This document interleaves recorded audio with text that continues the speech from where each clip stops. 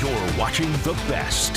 Fox 10 News at 9. Thanks for joining us at 9. Tonight, a suspected red light runner in a crash that killed 3 teens turns himself in. This is new video of the moments leading up to that crash. Yeah, now police say that driver was going twice the speed limit, and he also had THC in his system. Fox 10's Justin Lum is live at 83rd Avenue and Bethany Home Road. He spoke to the family of one of the victims. Justin. John, Christie, tonight Glendale PD released footage of this deadly collision that happened back in August, and it was all captured on that traffic camera behind me. The devastating moments on camera, but we are choosing not to show it in its entirety. Meanwhile, the families of these 3 teenagers are still trying to heal, wondering why it took 4 months for an arrest to be made. What does Stephanie Groves miss most about her son? Just him, period. His smile. Kevon Martin's family wears his photo proudly on t-shirts.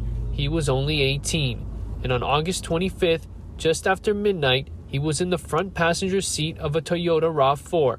His girlfriend, 19-year-old Ariana Prasad, was driving. Her friend, 19-year-old Jasmine Marquez, was in the back seat. As Ariana drove north on 83rd Ave, approaching Bethany Home Road, with a green light clearly in front of her, a Tesla collided with them. The shakiness of the camera is caused by the impact of the Toyota rolling over into the light pole.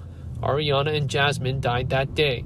Kevon passed away in the hospital a week later. Glendale police have finally identified the suspected red light runner after he turned himself in today. 3 counts of murder in the 2nd degree. Investigators say 22-year-old Carlos Gonzalez drove as fast as 86 miles per hour in a 40-mile-per-hour zone and 82 miles per hour right before impact. Police also say lab results showed he had THC in his system at the time of the crash. He seen his light was red. Okay, so he already knew what was right and what was wrong. And I don't think marijuana had any kind of factor to do with that. For Kevon's family, it's been a long wait for a step towards justice. Feelings of relief and confusion as to why an arrest was not made sooner. Kevon's aunt says the news comes on the day of her son's birthday. That was Kevon, giving us healing right now, and giving my son healing that, the man's behind bars now. Stephanie's message to the community: slow down. In someone's life, by you speeding or not wanting to stop or not wanting to obey traffic signals, the next time it might be someone you know.